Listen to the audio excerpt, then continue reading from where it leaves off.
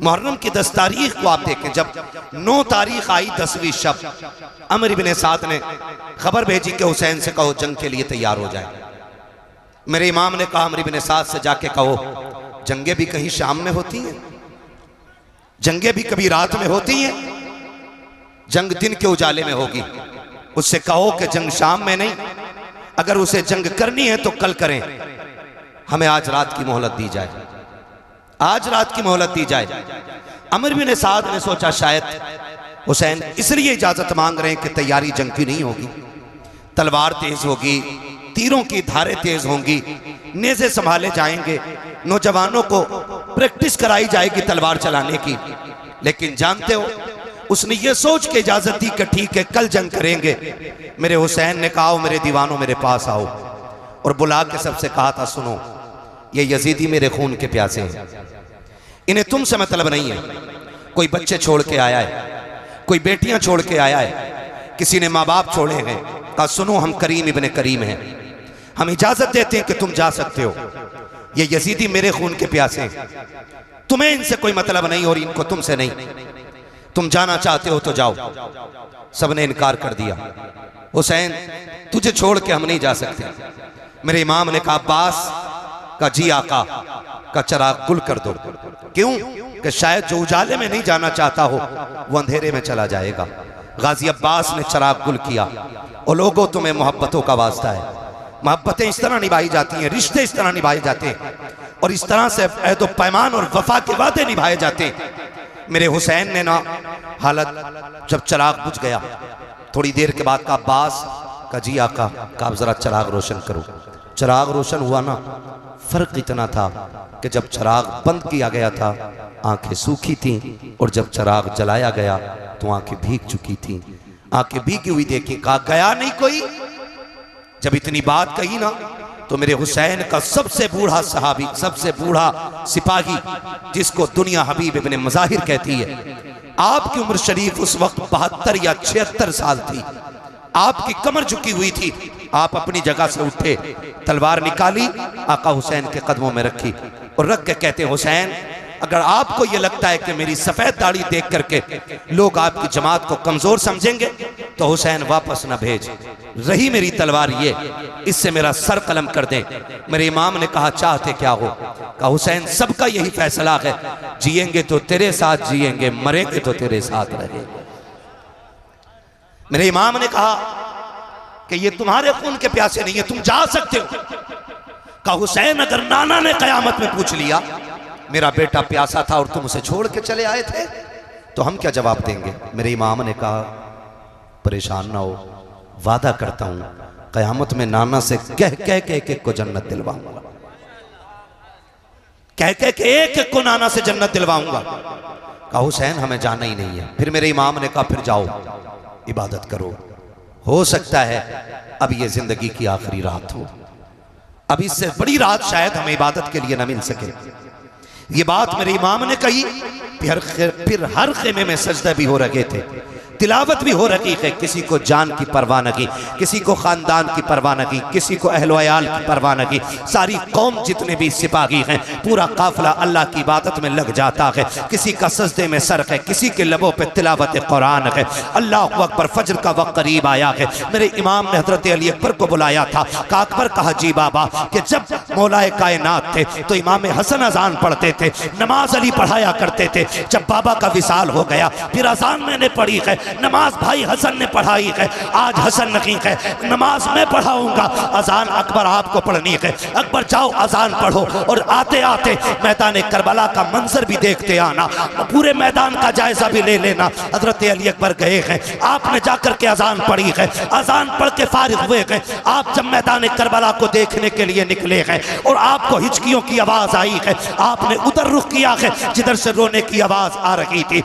आपने जाकर के क्या देखा? कोई खातून है जिन्होंने अपनी चादर का आधा हिस्सा पकड़ रखा है, करबला की जमीन को साफ करती जा रही है, वापस पलट के आए हैं। मेरे इमाम ने कहा था अकबर क्या तुम देख आए करबला का मैदान? कहा जी बाबा देख लिया है। कहा क्या क्या देखा है? कहा सब कुछ देखा है, लेकिन आज अजीब चीज देखी है। कहा क्या देख के आए हो? कहा बाबा करबला के मैदान में एक खातून को मैंने रोते देखा है, और सिर्फ रो नहीं रही थी बल्कि दुपट्टे से मैदान करबला की सफाई कर रही थी।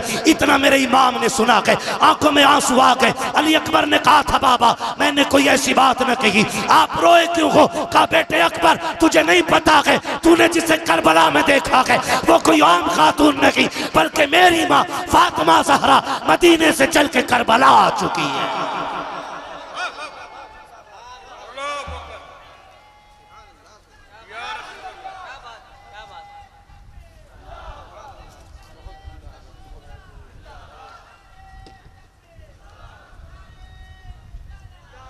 जवाब नहीं, जवाब दीजिए माशाअल्लाह। मुझे हैरत होती है लोग खातून जन्नत की बात करते हैं, वो कैसे आ सकती हैं? वो कैसे आ सकती हैं? मैंने कहा जरा दिल पे हाथ रख के बता, तू 7 समंदर पार हो और तेरी मां हिंदुस्तान में हो, रात के 3 बजे तुम्हारे पेट में दर्द उठे, फजर होने से पहले मां का फोन पहुंच जाता है, बेटे खैरियत है? अम्मा क्यों? कहा रात 3 बजे से आंख नहीं लग रही है, रात 3 बजे से आंख नहीं लग रही है। फिर बेटा टूटे लहजे में बात करता है ना, तो माँ कहती है बेटे बीमार है ना? हाँ अम्मी तुझे कैसे पता चला? कहा बेटे रात 3 बजे मेरी आंख खुल गई, तब से दिल घबरा रहा है। मैंने कहा अगर आज की गुनाहगार माँ 7 समंदर पार का पता रख सकती है तो खातून जन्नत अपने बेटे करबला में शहीद होने के लिए जो गए हैं उनकी खबर क्यों नहीं रख सकती है? मुझे तो हैरत होती है लोगों पे। कहा अकबर तुमने जिसे देखा है ना वो कोई आम खातून नहीं, मेरी माँ फातिमा ज़हरा है। कहा वो करबला में आ चुकी हैं, तारीख गवाह है। फजर पढ़ी, फजर के बाद का वक्त है, सुने खुद नहीं खाते हैं गैरों को खिला देते हैं, ऐसे होते हैं मोहम्मद के घर आने वाले, ऐसे होते हैं मोहम्मद के घर आने वाले। बहुत गौर से सुनिएगा, फजर के बाद का वक्त शुरू हुआ। एक बच्ची यजीदी खेमों से निकल करके हुसैन के खेमे में आ गई। है तवज्जो सारे लोगों की? भाई कुर्सी के चक्कर में ना पड़े, ये कुर्सी बड़े बड़ों को खा गई और इसकी लंबी उम्र नहीं होती आरिफ भाई, उम्र बड़ी मुख्तसर है इसकी। एक टांग टूट जाए तो बैठने वाले की तोड़ देती है, ये बैठने वाले की तोड़ देती है। हम प्लास्टिक की कुर्सी वाले नहीं, हम तो आयतुल कुर्सी वाले लोग हैं। जो इस कुर्सी पे बैठे 2 फीट उठता है, जो आयतुल कुर्सी को साथ लगा ले वो रोज उड़ के जाके अल्लाह के आसमान तक चला जाया करता है। ये आयतुल कुर्सी का उरूज है। तवज्जो है सारे लोगों की? जिसको जहां जगह मिल गई ये बैठ जाइए भाई। मैं देख रहा हूं एक कुर्सी पे 3 बैठे हुए हैं, कुर्सी पे भी सितम है। कुर्सी ने संभाल रखा है तो ज्यादा हिलिएगा नहीं, वो टूट सकती है। तवज्जो है सारे लोगों की? कौन सा वक्त शुरू हुआ?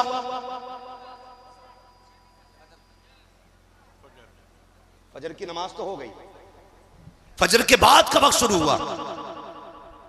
अमर इब्ने साद के लश्कर से एक बच्ची निकल के हुसैन के खेमे में आई। वो बच्ची टहल रही थी, सैयदा ज़ैनब की नजर पड़ गई।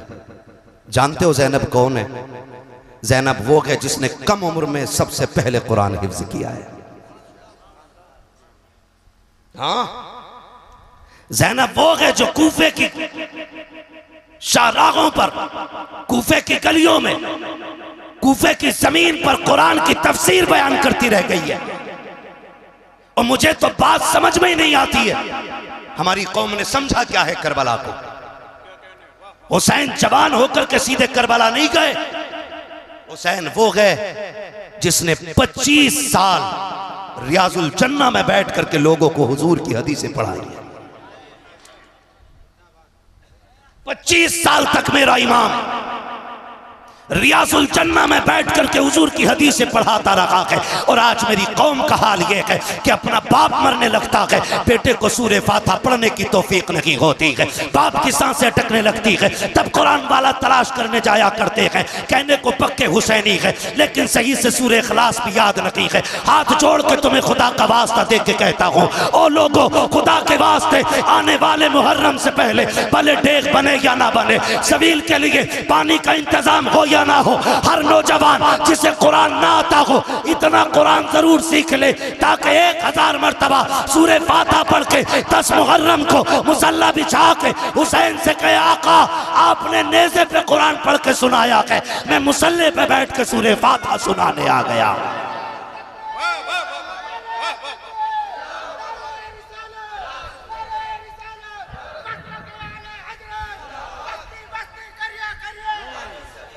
करेंगे इंशाअल्लाह, सीखेंगे कुरान, वादा करें इंशाअल्लाह, और नियत कर लेंगे तो इंशाअल्लाह कामयाबी मिल ही जाएगी, मिल ही जाएगी। हमने उन्हें मोबाइल चलाते देखा जिन्हें हिंदी नहीं आती। हाँ, एक कह रहा मुफ्ती अम्माद की तकरीर भेज दो, जिसे ये नहीं पता उधर कोई बैठा है क्या। तो हम लोग अंग्रेजी में मोबाइल चलाना सीख जाते हैं, तो क्या हमें कुरान पढ़ना नहीं आ सकता? बोलो, आ सकता है कि नहीं आ सकता है? वादा करते हैं ना आज हुसैन के नाम पे, आने वाले 10 मुहर्रम से पहले इंशाअल्लाह हम कम से कम सूरे फातिहा जरूर सीख लेंगे, और जितना ज्यादा से ज्यादा सीख सको सीख लो, वरना हमारी कौम का हाल यही है अलमिया भाई, हमारी कौम का हाल यह है, मस्जिद में 2 रकात पढ़ने जाता जिस दिन दूल्हा बनता। हाँ भाई, तो सुबह जब तक आए ना निकल के ना, दूल्हा इमाम निकल के ना आए ना, खड़ा रहता। क्यों? कि नियत नहीं बताई अभी किसी ने, नियत नहीं बताई है। एक को नियत बताई, नियत तो बता दी, दे सजदे पे सजदा, सजदे पे सजदा। ये मेरे साथ का हादसा है भाई, मैं किसी और की नहीं बता रहा हूँ, मेरे साथ का हादसा है भैया। वो नियत सलाम ही नहीं फेर रहा है, पीछे वाले कह रहे कब सलाम फेरेगा, तो सजदे में कह रहे आके थोड़ी देर रुक जाए, सजदे में कह रहा है कि बस अब के आखिरी रकात है। ये हमारे दूल्हाओं की कंडीशन है। फिर गाड़ी घर से निकली है, 4 कदम चली थी कि हादसे का शिकार हो गई। माँ ने सर पे खाक डाली, बाप तड़प जाता है, हाय बेटे के हाथ की मेहंदी नहीं छूटी थी, अभी सेहरे के फूल नहीं टूटे थे, बेटे की जिंदगी का कारवां उजड़ गया है। खुदा की कसम खा के कहता हूँ, इतना कुरान सीख लो कि घर से दूल्हा बन के भी निकलो, अपने ऊपर आयतुल कुर्सी पढ़ के दम कर लो। अल्लाह की इज्जत की कसम, अगर वो राजी हो गया, जब तक लौट करके ना आओगे मौत भी तुम्हारे करीब नहीं आ सकती है। यह हकीकत है। हमारी कौम को नमाज नहीं आती, नमाज नहीं आती। हसन हुसैन उसमें भी बड़ा शीन,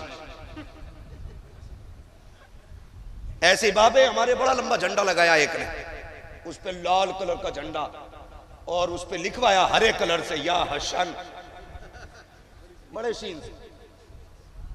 और इलाज कर रहा है वो लोगों का। नहीं,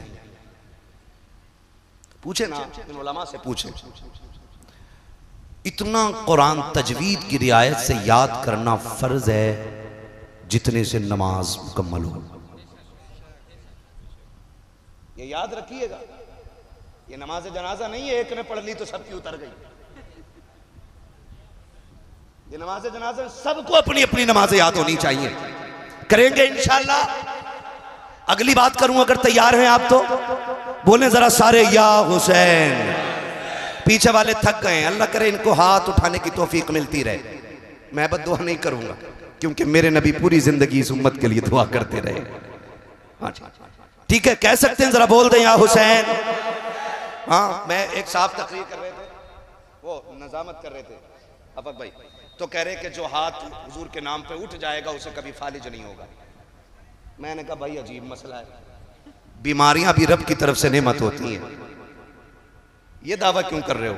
अगर फालिज होना यह अजाब या इताब होता तो इमाम बुसीरी के बारे में क्या राय है? और बीमारियां रब की तरफ से आजमाइश होती है। लेकिन इतना कहूंगा कि जो हाथ हुजूर के नाम पे उठेगा वो किसी बदअकीदा के आगे कभी मिलाने के लिए नहीं झुकेगा। कहें जरा या रसूल अल्लाह। कौन से वक्त की बात हो रही है? फजर के बाद का वक्त है। हुसैनियों में मुबारकबाद पेश करता हूं, तुमने करबला वाले हुसैन की महफिल सजा रखी है। तुम उनकी महफिल में आके बैठे हो जिनकी चौखट से आज तक कोई खाली गया ही नहीं है। बरेली से मेरा इमाम कहता कौन देता है, याद है आपको? कौन देता है, देने को मुंह चाहिए, देने वाला है सच्चा, देने वाला है सच्चा। सब घराना नूर का।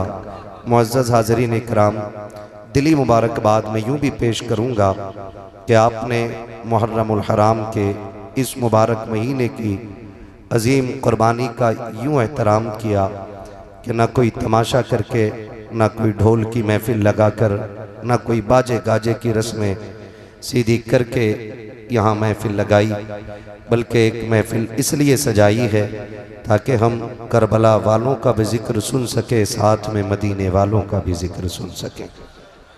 और ये सबसे बड़ी बात है कि हम अपने असलाफ का जिक्र इसलिए करते हैं ताकि उनकी ज़िंदगी से हमें जीने का शऊर हासिल हो जाए। हम अपने बुज़ुर्गों की बातें इसलिए करते हैं ताकि अपनी ज़िंदगी को उनकी ज़िंदगी में ढालने की कोशिश करें, वरना सिर्फ वाक़यात सुनाना मकसूद नहीं होता है।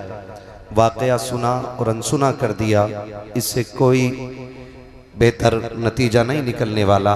मज़ा तो तब है कि जब उनकी ज़िंदगी के साँचे में अपनी ज़िंदगी को ढालने की कोशिश की जाए।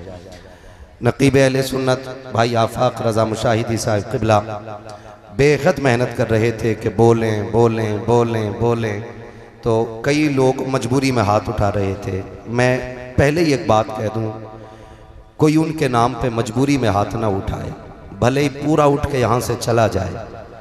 यहाँ सिर्फ वो बैठे कि जो मेरे लिए ना आया हो, असद भाई के लिए ना आया हो, आफाक भाई के लिए ना आया हो, सैफ रज़ा के लिए ना आया हो, समीर रज़ा के लिए ना आया हो।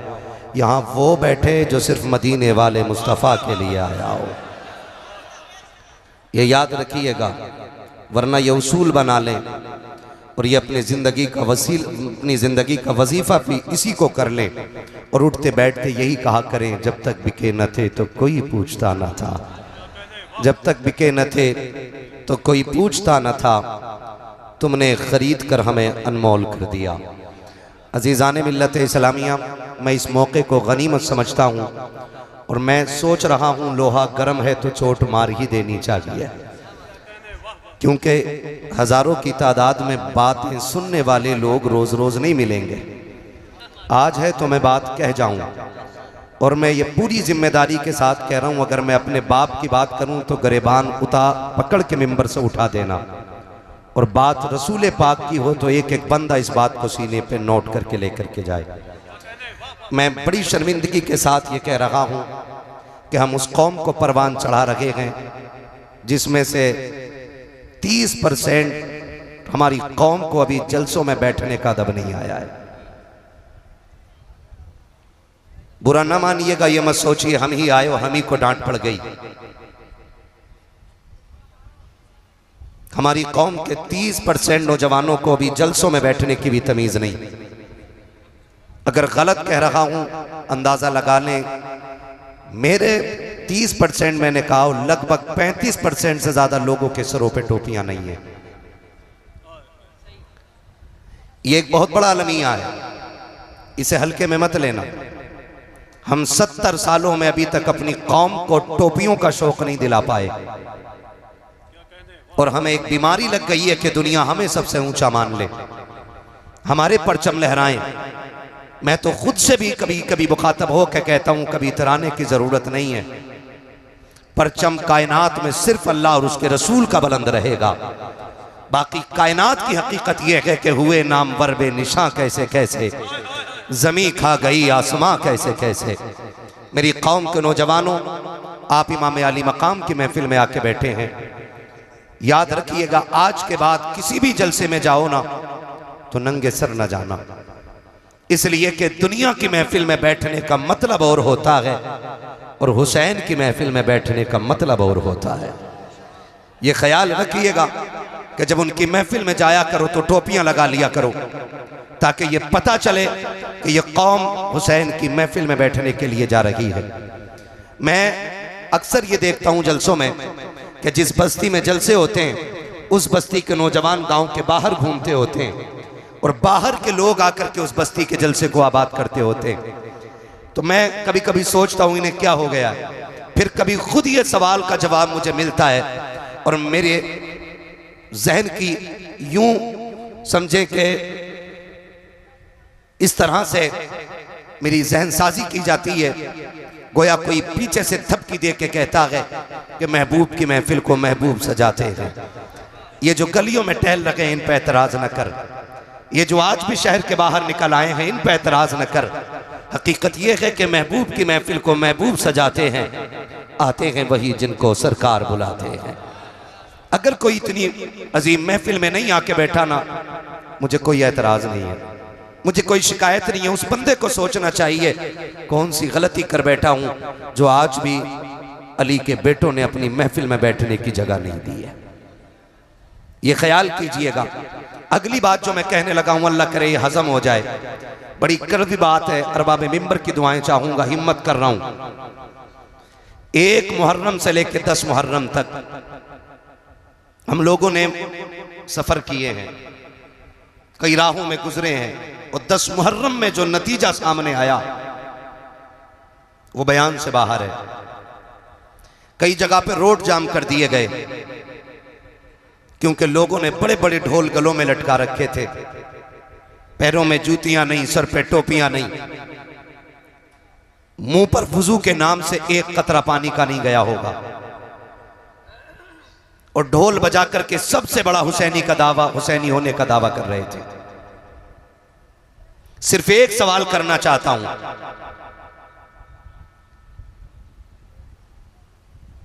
कि जिस इस्लाम की खासियत यह है कि उसका मानने वाला अगर किसी गली से गुजरे और उस गली में कोई पत्थर का टुकड़ा पड़ा रह जाए तो देखने वाला कहता शायद यहां से कोई मुसलमान नहीं गुजरा है। अगर इस गली से मुसलमान गुजर गया होता तो यह पत्थर का टुकड़ा रास्ते में नहीं मिलता, क्योंकि महबूब ने ईमान के हिस्से को इमाततुल अज़ान तरीक कह करके ये बता दिया है कि जो रास्ते में पड़े हुए टुकड़े को इस नीयत से हटा देता है कि कहीं किसी को ठोकर न लग जाए, उसके सीने में भी ईमान की शमा जलवगर हुआ करती है। मैं सिर्फ एक बात पूछना चाहता हूं, अगर राह की पड़ी हुई चीज को हटा देना ईमान का हिस्सा है तो ताज़िये के नाम पे, ढोल के नाम पे राहों को इसलिए रोक देना ताकि लोग हमारी तादाद को देख के मुस्कुराने लग जाएं, हमारी कसरत को देख के मुस्कुराने लग जाएं, लोगों को हैरत हो हमारे सरों की तादाद देखकर। मैं पूछना चाहता हूं, ये कौन सा इस्लाम हम दुनिया को दिखाना चाहते हैं, कौन सा दीन दिखाना चाहते हैं? हम जानते हैं गाड़ियां फंसी रहती हैं, उनमें औरतें भी होती हैं, बच्चे भी होते हैं, भूखे भी होते हैं, प्यासे भी होते हैं। अगर तेरे ताज़िये की वजह से कोई बच्चा गाड़ी के अंदर रोने लग गया तो बता क्या फर्क रह जाएगा तेरे सितम में और यजीद के सितम में? अगर तेरी वजह से कोई गाड़ी में भूखा रह गया तो क्या फर्क रहेगा तेरे किरदार में और यजीद के किरदार में? तुम्हें खुदा का वास्ता लेके निकलो, जुलूस तुम्हारी मर्जी है, लेकिन राह घेर के नहीं, राह छोड़ के निकलो ताकि दुनिया को पता चल जाए। राहों को रोक लेना ये यजीदियों का काम है, राहें खोल देना ये हुसैनियों का काम है।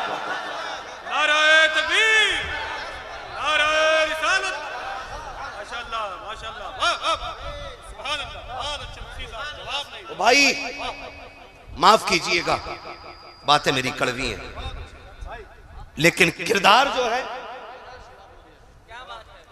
जो है ना हमारी निस्बतों का पता देता है, निस्बतों का पता देता है। आज पूरी कौम लग गई है, माफ कीजिएगा, जिसको आला हजरत सरकार ने हराम कह दिया, हर बरेलवी पे लाजिम है कि वो हराम माने। मुत्तफिक है इस बात से? कितने लोग बरेलवी हैं, जरा हाथ उठा के बता दें। सारे ही बरेलवी हैं, ठीक है ना? तो बस अब हाथ नीचे कर लें, अपने उलमा की आप बातें माने। अगर ये कहते हैं कि रुक जाइए तो रुक जाइए, अल्लामा तौफीक साहब अल्लाह सलामत रखे, बड़ा काम इनके उलमा की जमात मिलकर के कर रही है, बड़ा काम कर रही है। अल्लाह इस जमात को सलामत रखे और हमारी पूरी जमात को इसी तरह दीन की तबलीग करने की अल्लाह तौफीक अता फरमाए। हाँ, हम वो काम करें जिससे ये लगे कि हुसैन के मानने वाले अच्छे अखलाक वाले होते हैं। करेंगे इंशाअल्लाह। वही काम कीजिएगा कि जिससे कोई ये ना कहे हुसैनी ऐसे होते, हुसैनी ऐसे होते। डॉक्टर इकबाल ने कहा था, यूं तो सैयद भी हो, मिर्जा भी हो, अफगान भी हो, तुम सभी कुछ हो, बताओ कि मुसलमान भी हो। हम अपने रवैयों को देखें, हम अपने किरदार को देखें और अपने हालात को देखें। याद रखिएगा, सिर्फ 10 दिन हुसैन के नहीं है, 365 दिन हुसैन के। बोलें सुभान अल्लाह। इतना आहिस्ता ना बोलें कि मौलवी को नींद आ जाए, और इतना जोर से भी ना बोलिए कि पुलिस पकड़ के ना ले जाए, है ना। मैं जहां तक जानता हूं असद भाई, अभी तक मैंने किसी जलसे में नहीं देखा कोई जोर से सुभान अल्लाह कहने की वजह से मर गया हो, है ना। मरता भी नहीं है कोई। अगर डर ना हो मौत का तो फिर बोले या हुसैन। क्या बात है नौजवानों, आज इतना गला खोल के हुसैन का नाम लें कि आवाज बैठ जाए, ताकि कल सुबह उठें तो चाय इशारे से मांगे। अम्मी कहे हो क्या गया, कहना अम्मा जो पैसे वाले थे वो उनके नाम पे पैसे लुटा रहे थे, मेरे पास कुछ नहीं था, मैं जहरा के लालों पे आवाज लुटा के आ गया हूं। कम से कम इतनी तो कुर्बानी दे के जाइएगा। हाँ, इतनी कुर्बानी जरूर दे के जाइएगा, वरना अल्लाह सलामत रखे हमारी कौम को। हजरत जहां नहीं बोलना चाहिए वहां बहुत बोलती है, और जब नहीं बोलना चाहिए तब बहुत बोलती है। अभी पूरा स्टेज खड़े होकर छुपा रहा था, चुप जाओ भाई चुप जाओ, लेकिन चुप ही नहीं रहे थे। एक बंदा बता दो जो यहां बैठ के मिंबर पे उसने ये नहीं कहा हो बोलो। पहले ऐलान से लेकर के मेरे नाम तक सबने कहा बोलो बोलो बोलो, लेकिन हम बोलने को तैयार नहीं, कहीं बिजली का बिल ज्यादा ना आ जाए। हम उस उत्तर प्रदेश में रहते हैं जहां पे सांस लेने का भी बिल देना पड़ रहा है। हाँ, मुझे इलेक्शन नहीं लड़ना है, वरना मैं एक एक टॉपिक पे बात करने की हिम्मत रखता हूं, लेकिन मैं गैरों को बाद में समझाऊं, पहले अपनों से निपट लूं। मेरा एक उसूल है भाई, मेरी तकरीर तबे यार को बेचैन करती है, सबब क्या है वही कहता हूं जो दिल पर गुजरती है। बहुत गौर से मेरी बात सुनिएगा, कोई काम ऐसा ना करे। 365 दिन हुसैन के, बोलो है कि नहीं। 5 वक्त की अजानें हुसैन की हैं, अजान का हर कलमा हुसैन का है, कलमे का हर हर्फ हुसैन का है, और अगर करीब से देखें तो इबादत में चागत हुसैन की है, सज्दों में लज्जत हुसैन की है। लेकिन उसे पता हो ना जिसने इस इबादत को मजबूती से पकड़ रखा हो, है ना। 10 मुहर्रम आई, ले सबील दे सबील, ले सबील दे सबील। माफ कीजिएगा मैं सबील का मुखालिफ नहीं, तबर्रुक है हुसैन, बटना चाहिए, लेकिन रुक के बताइए पानी वो है जिसे हुसैन ने मुंह मोड़ के देखा तक नहीं, जो सबसे ज्यादा 10 मुहर्रम में हम बांट रहे हैं। पानी वो है जिसे हुसैन ने मुड़ के देखा ही नहीं, और कुरान वो है जिसे नेज़े पे चढ़ के भी सुनाया है। अब इसी चीज को देखें, कौम पानी में डूब गई और सजदे भूल गई, कौम शरबत में डूब गई और तिलावत भूल गई। मैं ये नहीं कहता सबील ना बांटो, मैं ये भी नहीं कहता हलीम ना बनाओ, बनाओ, लेकिन जानते हो बनाने वाला दोपहर तक मेहनत करे और खुद भी मस्जिद में जाए, और सबील हुसैन के नाम का हो, हलीम हुसैन के नाम का हो, खाने वाले सारे जुहर की नमाज पढ़ के आए हो, फिर खाने में भी मजा आएगा। और गांव का नाम नहीं लूंगा, एक गांव में गए ना, अजान का वक्त हुआ तो मस्जिद वालों ने कहा कि भाई थोड़ा ये साउंड बंद कर लो। उन्होंने कहा कुछ दिन के लिए अपनी मस्जिद अलग ले जाओ, यहां तो डीजे बजे गई। ये मैं मुसलमानों की और सुन्नियों की बात कर रहा हूं मेरे भाई, रावजियों से तो हमारा कोई लेना ही देना नहीं है। मैं सुन्नियों की बात कर रहा हूं, हमारे बीच भी अंधभक्त है। शहादत याद रही, लेकिन शहादत के वक्त का सजदा याद नहीं रहा। ये क्यों भूल जाते हैं हम? कह रहा कुछ दिन के लिए ना आप मस्जिद उधर ले जाइए, 10 दिन तक ये बंद नहीं होना है। खुद सोचें जरा, ये हमारे रवैये दुरुस्त है? ये हमारे तरीके दुरुस्त है? नहीं है ना। अगली बात एक और कह दूं, वादा करें इंशाअल्लाह जैसी मुहर्रम का चांद नजर आएगा हम तिलावत भी कसरत से शुरू कर देंगे और सजदे भी कसरत से शुरू करेंगे। वादा करते हैं इंशाअल्लाह, सारे वादा करते हैं इंशाअल्लाह। जो हाथ नहीं उठा रहे जरा चेक तो करो क्यों नहीं उठा रहे। अगर नहीं उठा तो दुआए कुनूत सुन लूंगा, खड़ा करके देखूं किसका हाथ नहीं उठा।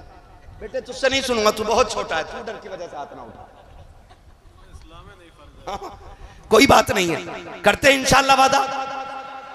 एक बात और कहूं, मुहर्रम की 10 तारीख शहादत की तारीख है। किस चीज की तारीख? शहादत की तारीख। इसमें अहले बैत अत्हार का एक एक फर्द दीन के लिए कुर्बान हो रहा है। अगर मैं फर्दन फर्दन शहादतें बयान करूं तो बड़ा वक्त चाहिए। बस मैं इशारतन किनायतन आपसे चंद बातें करना चाहता हूं।